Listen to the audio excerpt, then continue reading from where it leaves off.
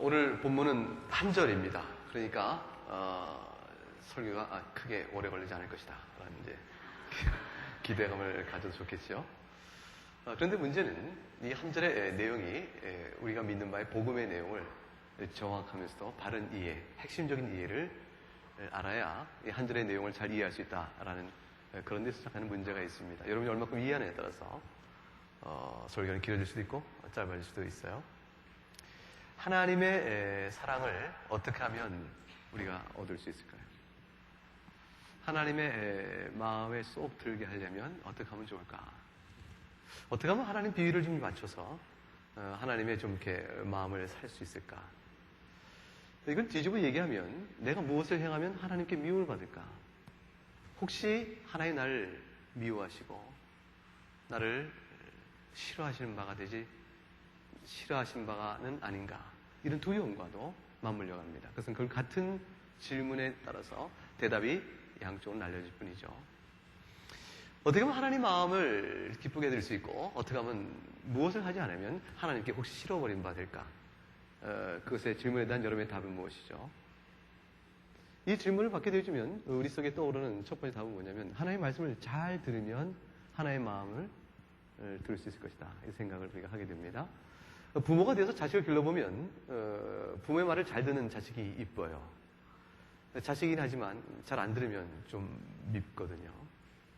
그런데 보통 말을 안 들어야 그래도 넘어갈 텐데 어지간히 말을 안 들으면 왼수라고 합니다.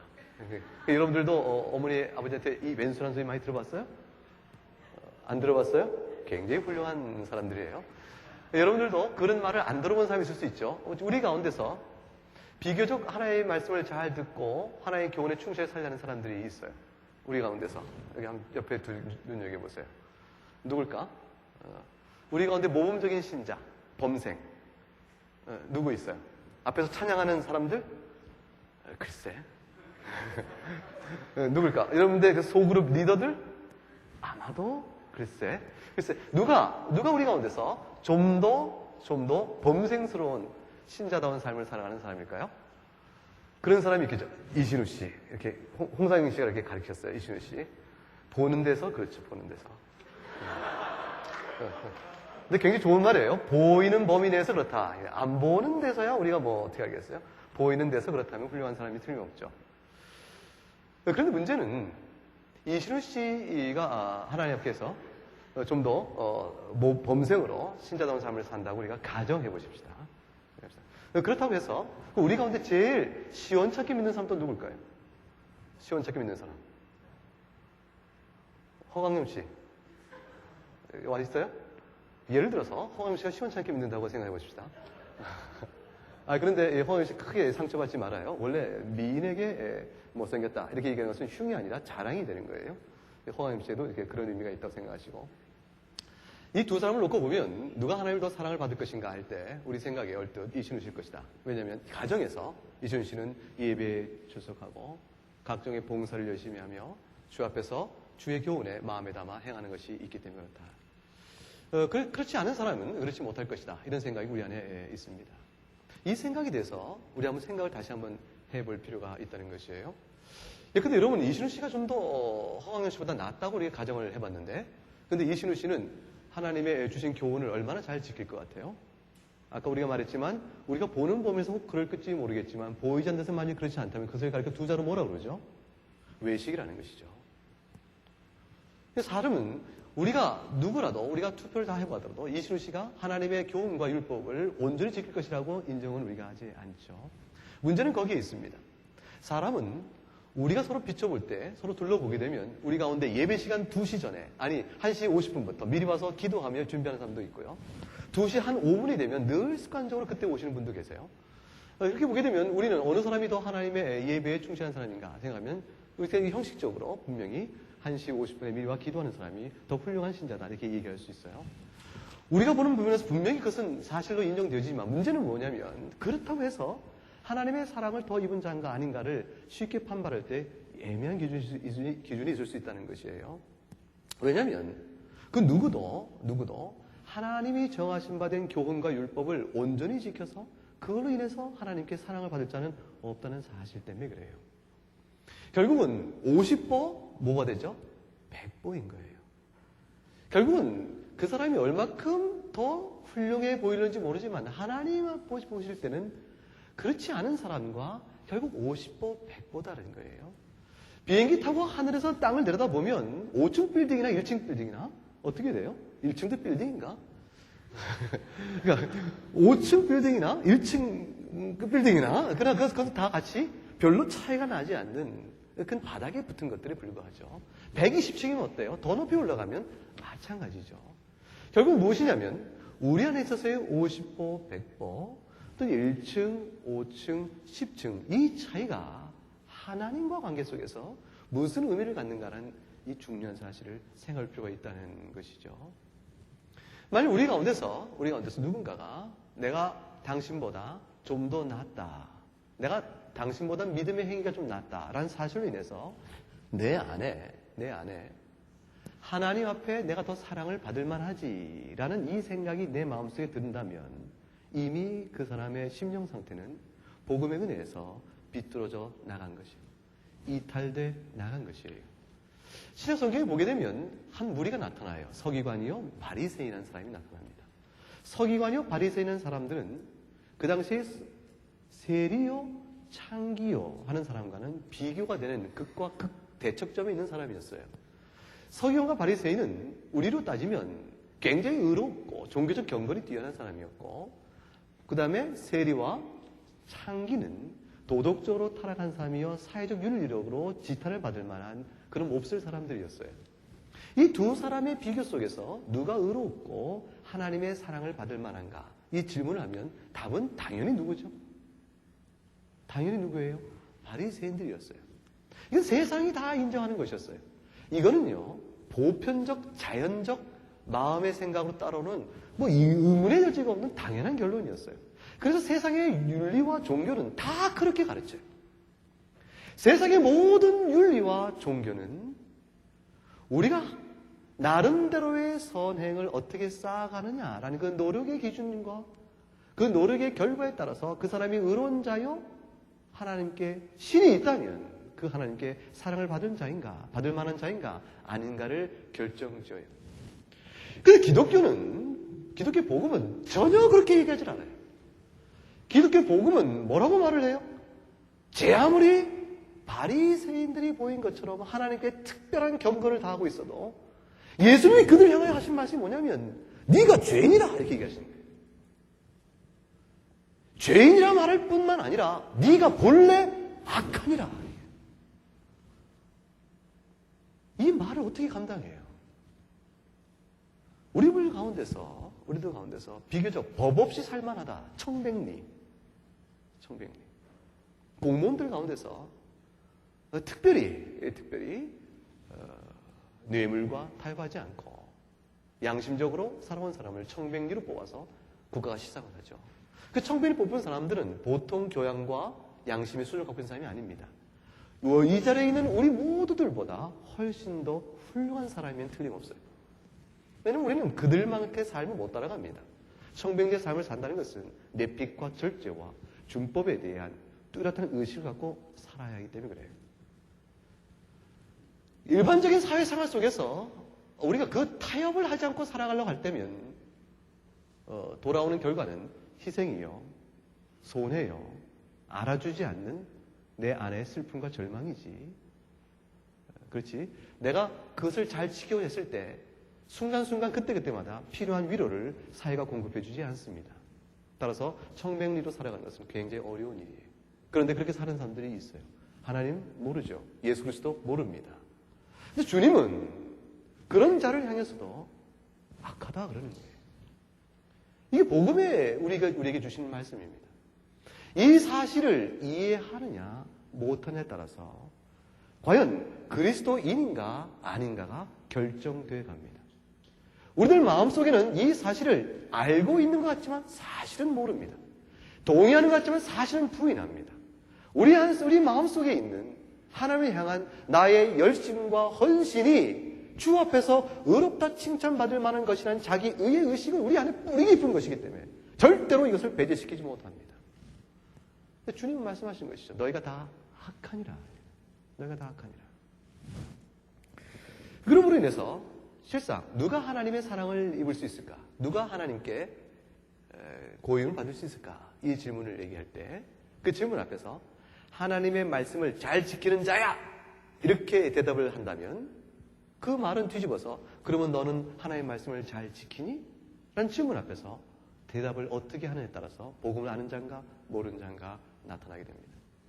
우리가 이해하는 죄와 하나님과 관계 속에서 죄라는 개념은 말이에요. 하나님이 자 내가 너희에게 이렇게 살아야 될 삶의 법칙을 주었단다. 이 법칙을 잘 지켜야 한다. 자 예배당은 1시 50분까지야. 아침에 그러기 위해서 몇 시에 일어나야 되겠지? 그러기 위해서 너 그 전 토요일 밤 몇 시쯤 자야 네가 잘 올 수 있을까? 네 생활 한번 반성해보렴. 너 예배 나올 때는 빈수로 오지 마. 하나님께 예배 드리기 위해서는 너의 소산 가운데 일부를 내어드림으로 생명의 주 되심을 고백해야지. 예물을 준비하도록 해. 신자가 어떻게 예배원 드리고 도로 가겠어? 징교와 말씀의 교통이 있어야지. 또 봉사해야 돼. 교회 안에 각종의 봉사의 영역이 있으니 찾아가 수고하렴. 이렇게 하나님께서 몇 가지, 그리고 너희 삶 속에서 부모를 공경하고 친구와의 관계 속에서 이웃을 사랑할 것이며, 그리고 너희가 직장에 취직하거든 그 직장에 충성되기를 종이 주인을 섬기듯 하나님 앞에 섬기듯 해야 하는 것이에요. 직장에 깨끗한 양심으로 헌신을 노력하라. 그 일을 위하여 밤새 궁구하며 네 일처럼 섬겨야 돼. 이것이 우리의 직업 윤리와 사회적 관계 속의 모든 것을 하나님께 일일이 가르쳐 주셨어요. 그것들을 충실히 지켜가는 태도 속에서 우리는 신자의 아름다운 모습을 볼 수가 있어요. 그럼에도 불구하고 그것으로 의로운 자인가 아닌 자인가를 구별한다면 복음이 아닌 게 되는 거예요. 그럼에도 불구하고 그것으로 하나님의 앞에 선한 자인가 아닌가를 구별한다면 그것은 거짓 복음이요. 그리스도께서 우리에게 주시는 복음이 아닌 것이 되어버려요. 도대체 이게 왜 그런가 하는 것이에요. 이것은 세상이 이해하지 못하는 것이 어떻게 보면 사회 윤리와 보편 윤리에 대한 정반대에 있는 것입니다.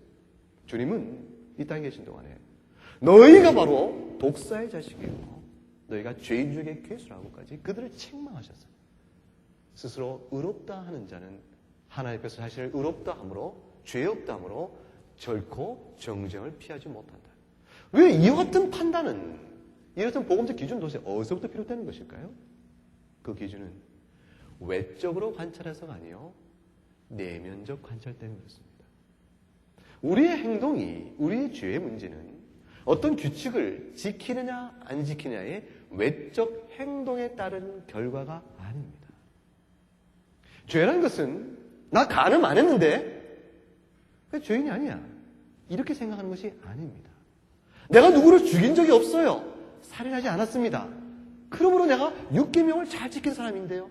이렇게 얘기할 수가 없다는 데 있어요. 내가 부모님께 공경을 하는 일에 최선을 다했습니다. 이렇게 얘기한다고 부모님의 효를 다하라는 계명을 지킨 것이 아닌 데 있어요. 내가 주일날 예배를 걸러본 적이 없는 사람입니다. 라고 해서 안식일을 지키지 않은 것이에요.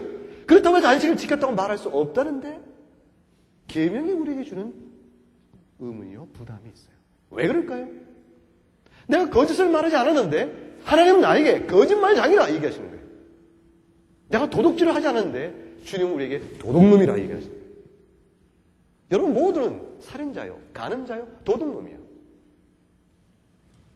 부모에게 불효한 자요, 자신의 탐심 때문에 이웃을 해친 자입니다. 우리 모두가 주님 보실 때는 예외가 없습니다. 왜 그런 판단이 오는 것인가?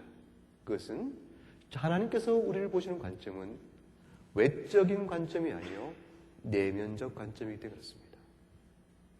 우리 안에서 심령이 부패하여 끊임없이 죄를 향한 하나님을 인정하기 싫어하고 주의 앞에 하나님 앞에서 하나님을 마음과 뜻과 힘을 다하여 사랑하는 온전하며 순전한 심령 상태를 갖지 않고 있는 우리 자신의 적나라한 모습.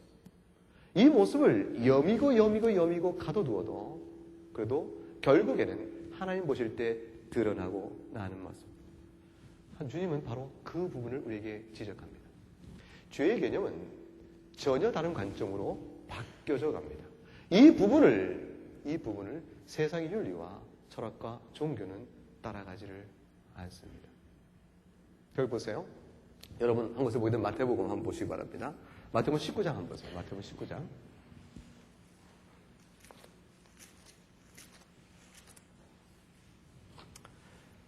마태복음 19장 20절 한번 보세요. 20절. 내가 가진 성경 32쪽인데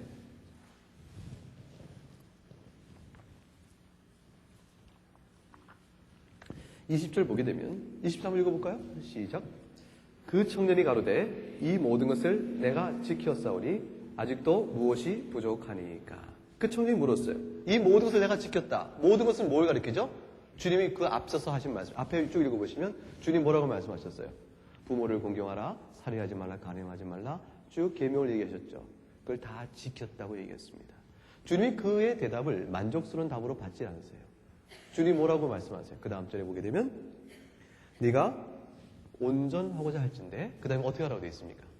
내 가진 소유를 다 팔아서 이웃에 나눠주고 나를 좇으라, 이렇게 얘기합니다. 주님께서 21절 이렇게 말씀하신 내용 속에는 청년의 대답이 잘못된 것을, 부족한 부분을 지적하고 있는 것이죠. 주님이 그 대답을 통해서 청년에게 지적한 부족성은 무엇일까요? 네가 아직도 돈이 있다 라는 데 있는 것이 아니죠. 그러면 실제로 주님이 지적한 부족성은 뭐예요?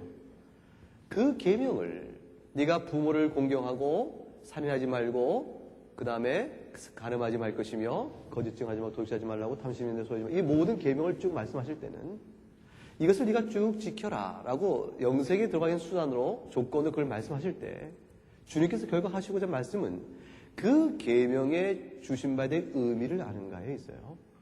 그 계명의 의미를 아는 것은 뭐냐면 그 계명을 지키느냐 지키지 못하느냐는 외적인 측면에서 행동의 규칙성을, 준수성을 가지고 말하는 것이 아니고 준법적 준수성을 말하는 것이 아니고 그 계명 앞에서 우리의 내면이 어떤 것을 드러내는 데 있다.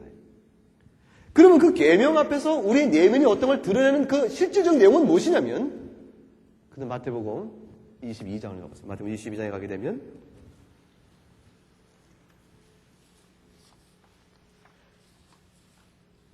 22장 37절 보세요. 37절부터 38절까지, 40절까지 같이 읽읍시다. 시작. 예수께서 가라사대 내 마음을 다하고 목숨을 다하고 뜻을 다하여 주 너희 하나님을 사랑하라 하셨으니 이것이 크고 첫째 되는 계명이요 둘째는 그와 같으니 내 이웃을 내 몸과 같이 사랑하라 하셨으니 이 두 계명이 결국 이 부자 청년이 깨닫지 못하고 있는 것은 이미 주님이 마태복음 22장에 하신 말씀은요, 신명기에 이미 나온 말씀이에요. 구약성경에 있는 말씀을 그대로 다시 인용하신 것이. 주님이 하신 말씀 가운데서 구약성경에 기초하지 않고 새롭게 주신 말씀은 거의 없어요. 이미 주신 말씀을 너희가 이 말씀을 어떻게 이해했느냐, 너희가 이 말씀을 기억하느냐, 이렇게 물으시는 거예요. 그 말씀은 뭐냐면 성경을 읽되 철저히 오해한 자들에 대한 문제점을 지적해줘 구약 속에 주신 율법의 의미를 풀어줌으로 하나님께서 우리에게 대하시는 구원의 의미를 가르쳐 주신 것이 그리스도의 복음이에요. 결국 내용은 뭐냐면 율법의 10계명이 계명이 하나하나 있지만 이 계명 앞에서 너는 어떤가 물을 때에 내가 어려서부터 이것을 쭉 지켰나이다라는 이 청년의 고백 속에 담겨있는 심각한 문제점은 뭐였어요?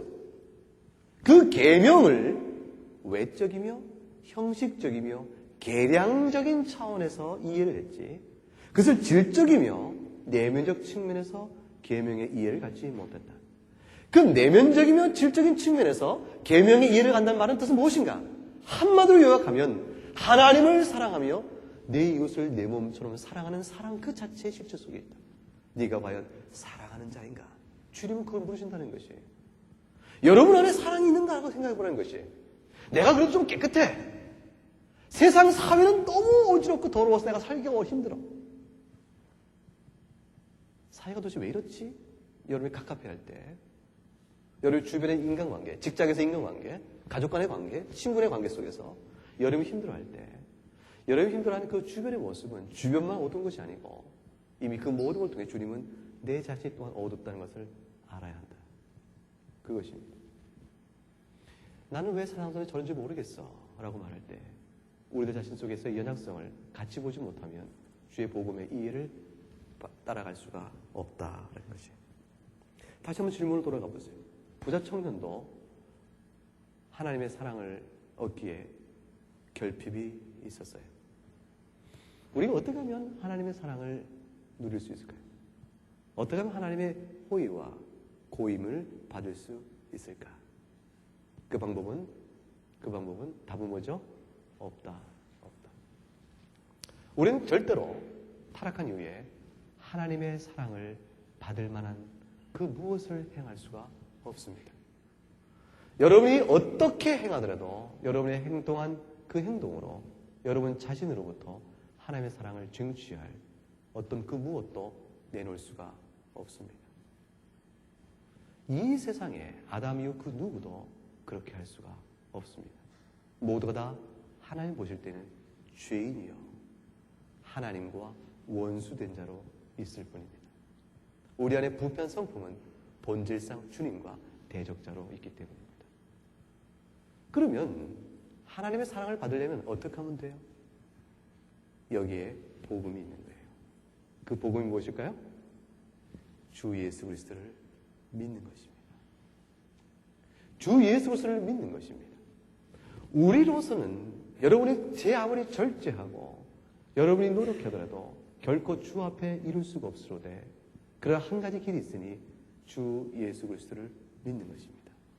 여러분 물어보겠습니다. 예수를 믿는다는 것은 무엇을 의미하죠?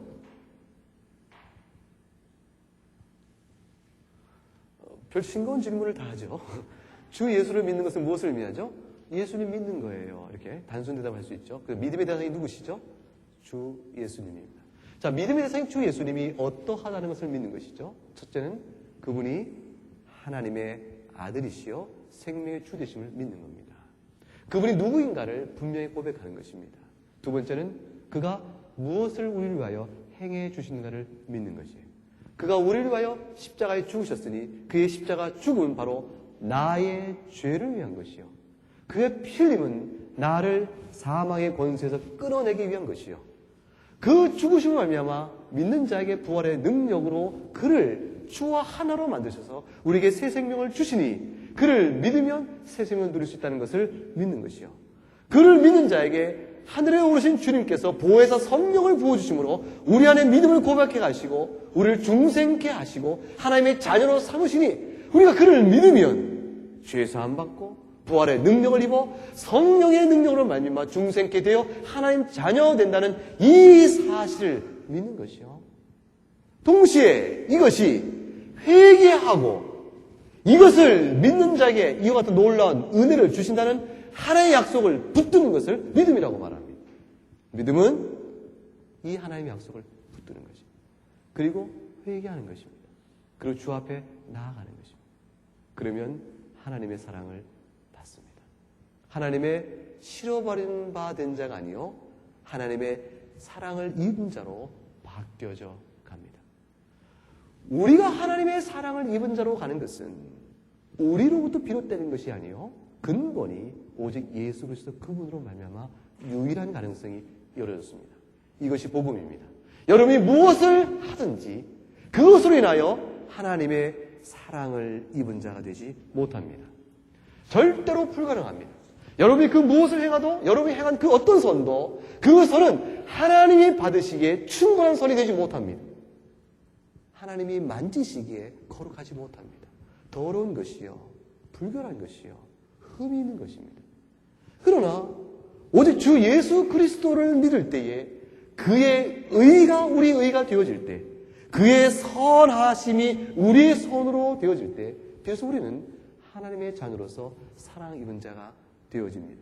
따라서 질문, 우리가 하나님의 사랑을 입기 위하여 무엇을 행해야 되죠? 답은 아무것도 없습니다. 다만 우리를 위하여 십자가에 죽으시고 부활하신 주 예수 그리스도를 믿는 것입니다. 이것이 답입니다. 얼마나 신이 나요? 얼마나 기뻐요? 신나지 않아요? 안 기뻐요? 이제 막 살아도 되잖아요. 걱정할 거 아무것도 없잖아요. 예수님이 다 해줬는데요. 뭐 걱정해? 예수님이 다 해줬는데 뭐 걱정해?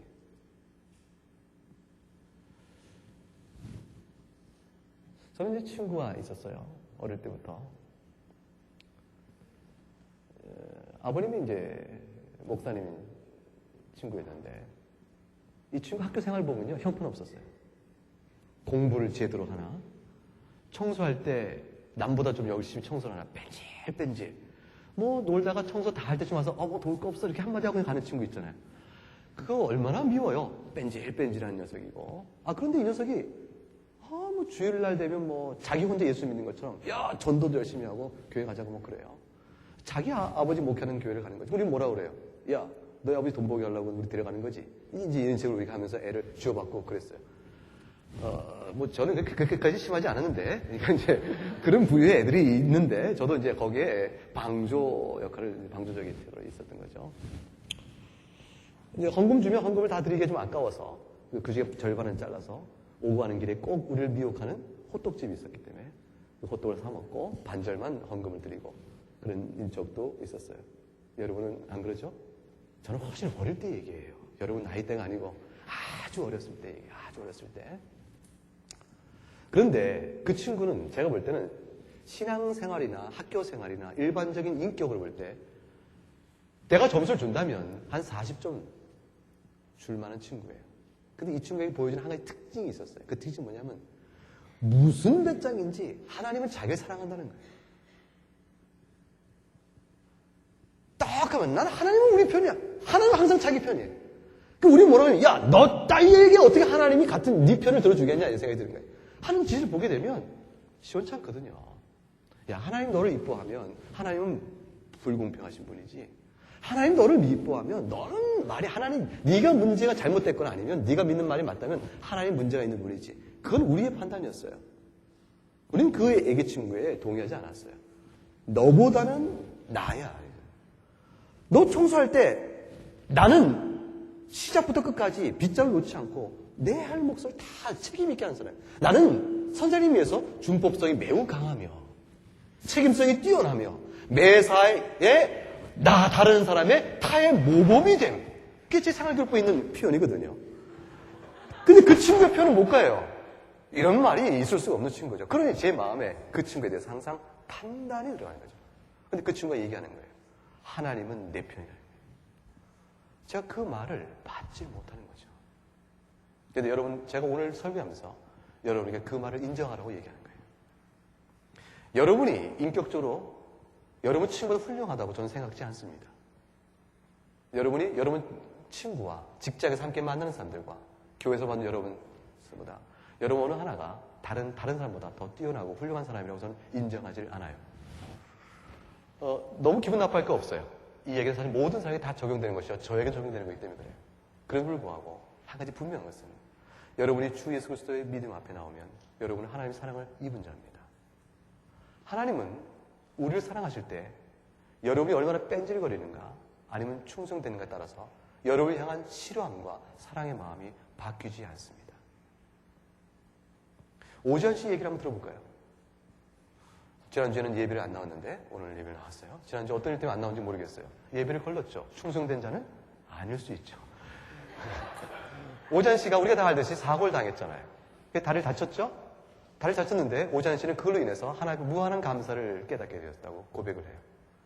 치유의 과정, 사고의 과정부터, 사고의 시점부터 자기가 운전하는 사고였는데 동승했던 친구들이 하나도 다치지 않았어요. 다쳤을 경우에 벌어질 일을 상상하면 어마어마한 위험성이 있고 부담이 컸는데 하나의 보호가 지키신 것이죠. 운전자인 자신만 다쳤는데 취직한 직장에 출근 날짜에 맞출 수가 없는 것이죠. 그런데 그 모든 일을 하나님께서 선하게 다루셔서 오지환 씨의 믿음을 세워줬습니다.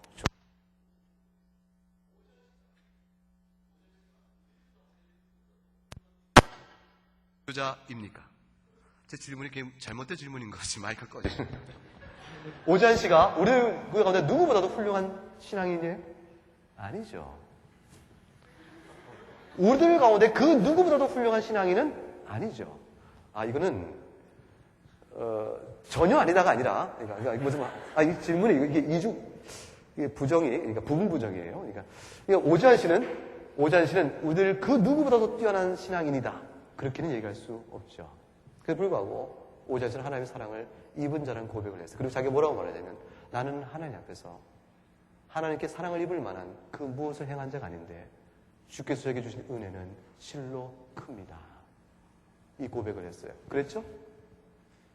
그랬어요? 안 그랬어요? 고백. 네, 근데 그 고백을 하면서 동시에 덧붙인 말이 있어요. 이 고백을 하는 순간에도 저는 사실 너무 부끄럽습니다.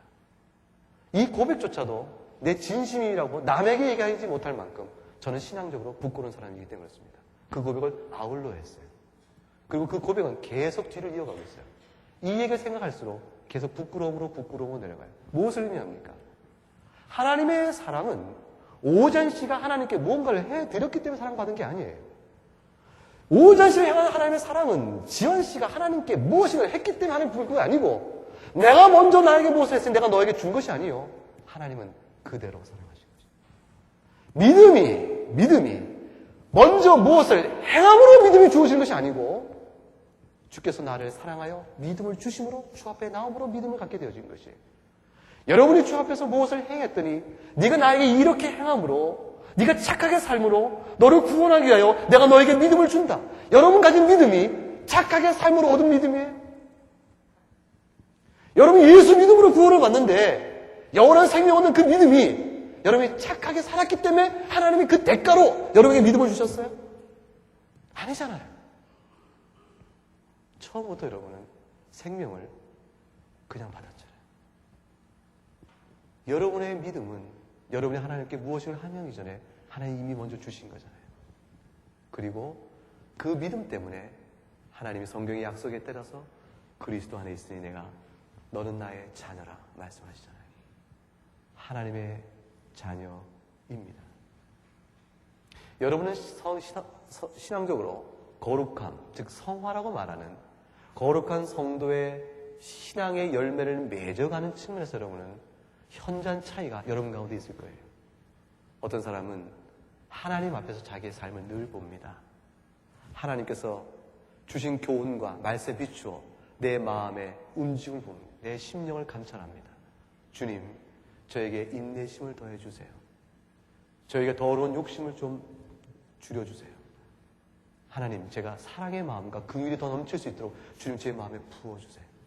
제가 여전히 내면을 말씀을 통해 보니 인색하며 자기중심적이며 긍휼을 나눌 줄 모르며 모든 매사에 이해 충돌이 있으면 저는 남을 생각하기보다 제 입장만을 고집하는 사람입니다.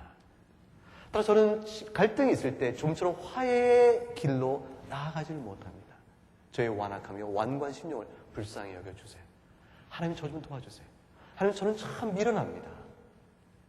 쉬운 일의 판단도 어찌 판단이 이렇게 어리석은지 주 앞에서 범죄할 뿐아니라 평범한 생각조차도 바르게 깨달지 못하고 총명성이 흐려 있습니다. 주님 도와주세요. 내 안의 마음속을 하나님 말씀에 비추어 탐사하며 성철해 나가는 사람이 있습니다. 그 사람은 발전해 갑니다. 내면이 변해 갑니다. 전에보다 오래 참고 전에보다 분노가 쉬 내지 않으며 전에보다 관계가 부드러워지고 전에보다 인사가 밝아지기 시작하고 전에보다 신중하며 총명성이 있게 되어집니다. 일의 처리가 지혜로워집니다. 하나님 앞에서 말씀의 묵상으로 심령을 내다보는 사람은 주께서 도우시는 힘을 입어 반드시 변해갑니다. 그러면 거룩한 열매를 더욱더 맺어갑니다. 이 사람은 하나님이 칭찬하십니다. 하나님이 훗날 주 앞에 이르렀을 때 그런 믿음의 분량을 보고 하나님이 크게 칭찬하시며 상을 베푸십니다. 그러나 기억하세요. 그 상과 칭찬 때문에 하나님의 자녀가 되는 것이 아닙니다. 그 칭찬을 받을 만을 하기 때문에 하나님의 자녀가 되는 것이 아니에요. 하나님의 자녀는 이미 여러분이 무엇을 하기 이전에 여러분 심령에 부어준 하나님의 은혜로 인한 믿음의 고백 때문에 하나님의 자녀가 되어집니다. 이 강조를 오늘 사도 바울이 말씀하고 있는 것이에요. 갈라디아서 5장 1절 말씀 다시 보게 되면 본문을 보세요.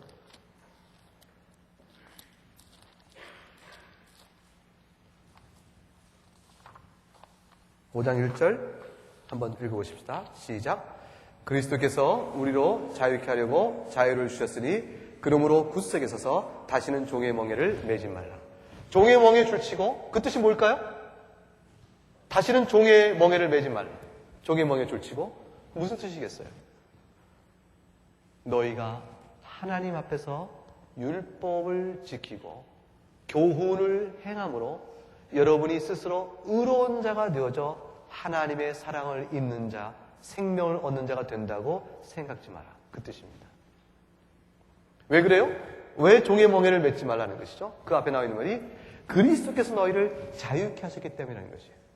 그리스도께서 너희를 자유케 하였다. 그리스도께서 우리를 자유케 하신 그 자유가 무엇입니까? 내 마음속에 있는 그 부담감입니다. 여러분 마음속에 있는 그 부담감이에요. 내가 이렇게 해서 과연 하나님의 자녀일 수 있을까? 내가 이렇게 사는데 하나님의 자녀라고 나를 인정해 줄 수 있을까? 싶어서 나는 구원받지 못했을 거야? 하나님의 자녀가 아니지! 라고 여러분 마음속에 드는 모든 부담감으로부터 주께서 너를 자유케 하셨다. 그겁니다. 여러분 보세요. 내가 하나님의 자녀인 즉, 내가 하나님의 자녀인 즉, 이렇게 삶으로 하나님께 나의 아버지신 하나님을, 그 하나님의 영광을 내가 돌이표나 가릴 수가 있을까? 이 생각하고 내가 이렇게 살았기 때문에 하나님 나를 모른다 하실 거야. 이것과는 하늘과 땅처럼 다릅니다. 내가 이렇게 살았기 때문에, 여러분이 혹 죄를 범했기 때문에 하나님의 자녀가 더 이상 아니지 않습니다. 두려워하지 마세요. 담대하세요. 여러분이 그 어떤 죄를 범할지라도 단연코 그리스도께서 우리에게 자유케 하신 자유는, 여러분이 혹 살인할지 모르겠어요. 6계명, 7계명, 8계명, 9계명, 10계명, 이 땅에 사는 모든 사람이 서로 보는 아는 그 죄를 혹 범하는 일이 있어서 여러분이 절망 속에 있게 되더라도 두려워하지 마요. 주 앞에 나오시면 돼요. 그리스도 앞에 나오시면 돼요. 하나님의 약속 앞에 나오시면 돼요. 그러면 여러분의 모든 죄를 그리스도의 피로 덮으시는 그 약속의 말씀 때문에 여러분의 하나님 자녀됨에 대한 신분에 아무런 변화가 없어요. 하나님의 자녀는 죄를 범하는 일을 마음에 몹시 가슴 아파합니다. 속상해하죠. 그러나 그리스도께서 우리 마음에 주신 그 자유를 놓치지 않습니다. 그 자유가 뭐라고 그랬어요? 내가 무엇인가를 잘해서 하나님께 사랑을 입어 그러므로 그 대가로 주 앞에 무엇인가를 취할 수 있겠다라는 그 의식으로부터, 그 양심의 부담으로부터 우리를 덜어주시는 것입니다. 너희는 이미 하나님의 자녀이라. 마치 이와 같아요. 누가복음 15장에 보면 탕자의 비유, 유명한 여러분 아시는 탕자의 비유가 있죠. 탕자가 아버지의 재산을 달래서 유산 상속을 받고 나가서 허랑방탕하게 술 먹고 음란한 일에, 쾌락 일에 돈 다 쓰고 거지가 돼서 아버지 집에 일꾼으로 쓰임 받기 위해서 돌아오잖아요. 그게 탕자의 비유죠? 여러분, 그럴 때에 탕자의 의식 속에는 무엇이 있었어요? 내가 이대로 아버지 집에 들어가게 되면 결코 아버지의 아들일 수가 없다. 그게 탕자의 머릿속에 들어있는 의식이었죠. 왜 그렇죠? 자신이 행한 짓이 결코 아버지의 아들로서 일컬음 받을 만한 짓이 못 된다는 사실을 잘 알기 때문이었어요. 그런데 아버지는 탕자를 어떻게 대하죠?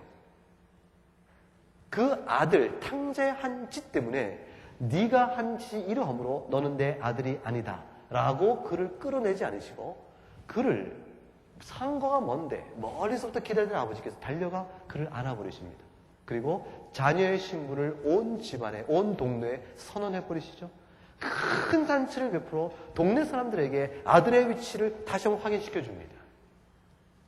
아버지가 보는 아들이 어떠하냐에 따라서 아들이 달라지는 것이 아니었어요. 큰형이 뭐라고 말해? 나는 아버지께 충성되어 일했지만 나를 위해서는 송아지 하나 잡아준 적이 없거늘, 염소 한 마리 잡아준 적이 없거늘, 양 한 마리 잡아준 적이 없거늘. 저자 탕자에게는 주님이 아버지가 이렇게 큰 잔치를 벌여줍니까? 이러고 힐문을 한단 말이에요.